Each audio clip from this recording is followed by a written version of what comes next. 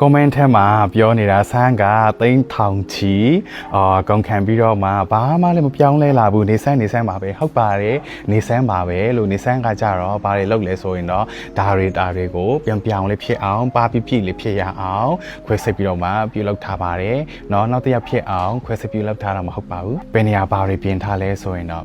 နှာခေါင်းအရင်တော့နှာခေါင်းကကြတော့ဆီလီကွန်ရိုးဆီလီကွန်360 90တန်ပဲရှိတဲ့ဆီလီကွန်လေးပါအခုနှာခေါင်းလေးအားကြတော့3,500တန်နှာခေါင်းပဲဖြစ်ပါတယ်ဆီလီကွန်နဲ့မဟုတ်တော့ပါဘူးနန်ယိုးနဲ့ကိုနန်ယိုးနဲ့ပဲအစားထိုးပြီးတော့မှခွဲစိတ်လောက်လိုက်တာပါအဲဆိုတော့အဲ့ဒါလေးကွာသွားတယ်ပေါ့နော်ဆီလီကွန်လည်းမဟုတ်တော့ဘူးကိုအယိုးနဲ့ကိုနဲ့မျက်နှာဆိုရင်လည်းအရင်တော့ခြိုက်တဲ့ဟာလေးကိုပြန်ဖြည့်ထားတယ်နောက်တော့အရင်တော့ဖေလာတွေလည်းအကုန်လုံးခွဲထုတ်ထားပြီးတော့မှကိုအစီနဲ့ပဲအစားထိုးပြီးတော့မှခွဲစိတ်ပြုပြင်ထားတာပါအဲ့ဒါကြောင့်မို့ပါနော်နောက်တစ်ယောက်ဖြစ်အောင်ခွဲစိတ်ပြုပြင်ထားတာမဟုတ်ပါဘူးအခုဆိုရင်ဆိုင်မျက်နှာလေးကိုမျက်လုံးအောက်မှာခြိုက်တဲ့ဟာတွေဒီနားလေးမှာခြိုက်တဲ့ဟာတွေကို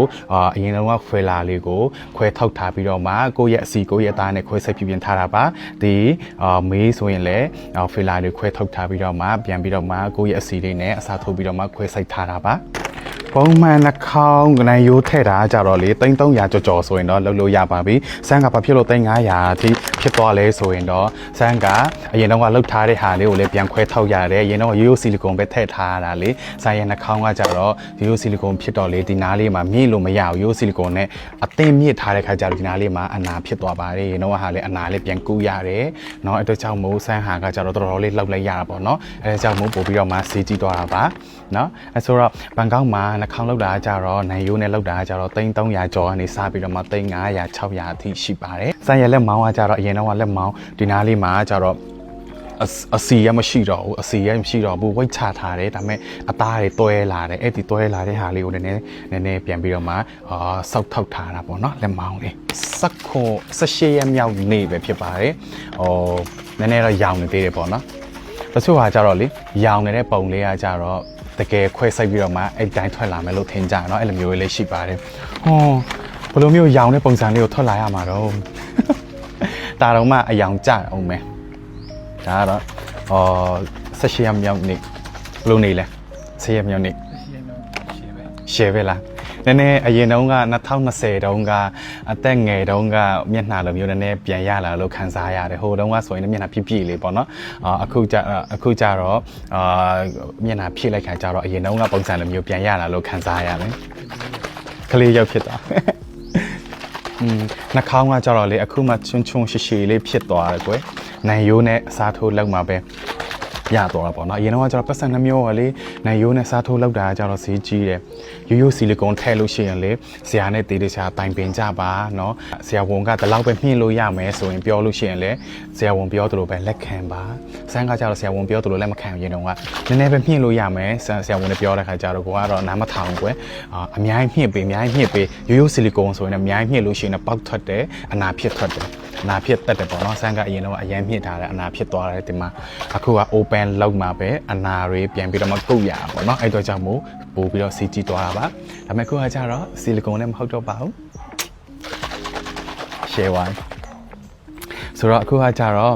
့မျက်နှာကကြတော့လှနေပြီပေါ့နော်ခန္ဓာကိုယ်အမြဲတမ်းပေါ့နော်ခန္ဓာကိုယ်လှရအောင်ခန္ဓာကိုယ်အမြဲတမ်းကြည်လေးဖြစ်ရအောင်ဆန်းကဘီကိုတဲ့ထုတ်ထားတဲ့ Gluta Sakura Fish Collagen လေးကိုတောက်မှာဖြစ်ပါတယ်ဒီကောင်ကကြတော့လေအရန်ထိရောက်မှုမြန်တယ်ကောလာဂျင်တောက်ချင်တယ်ဘ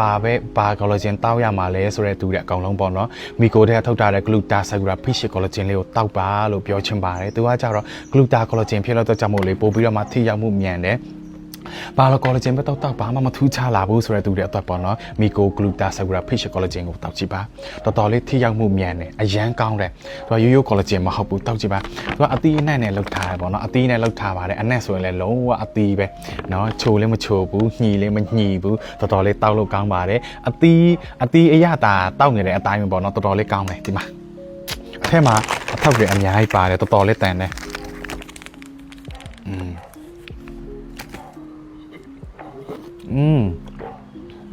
အရင်ကောင်းတာ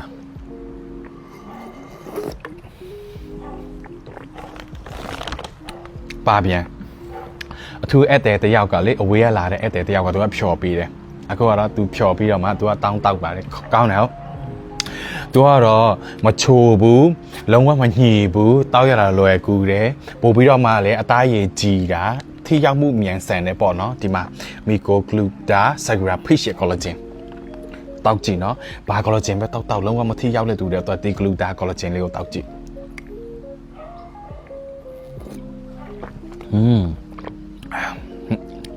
ကောင်းလား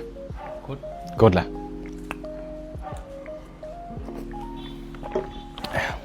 အတန်လေးကပြောင်းဖို့စီစဉ်မရှိဘူးလားဆိုတော့ no ပြောင်းဖို့စီစဉ်မရှိပါဘူးဒီလိုအတန်ပါပဲယူပါမယ်ဒီလိုအတန်ပဲကြိုက်တယ်သူကပြောတော့ပြောင်းလို့မရဘူးပြောင်းလို့အကုန်လုံးလုပ်လို့ရတယ်เนาะခုခေတ်မှာပတ်စံရှိလို့ရှိရင်အကုန်လုံးလုပ်လို့ရတယ်ဒါပေမဲ့ဆိုင်းကကြတော့အပြေမှာနေတဲ့ပုံစံအပြေမှာဖြတ်တန်းတဲ့ပုံစံကကြတော့ဒီလိုမျိုး main ကလေးဝတ်စုံနဲ့နေထိုင်ပြီးတော့မှဖြတ်တန်းတဲ့လူမဟုတ်တော့ကြောက်မိုးဆန်းကပြောင်းဖို့အစီအစဉ်မရှိပါဘူးဆိုတော့ဒီနေ့ကကြတော့အာကုံသွားပြီလား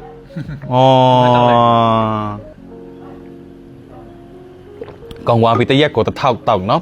ရေခဲရေနဲ့လည်းဖြော်တောက်လို့ရပါတယ်ယူယူ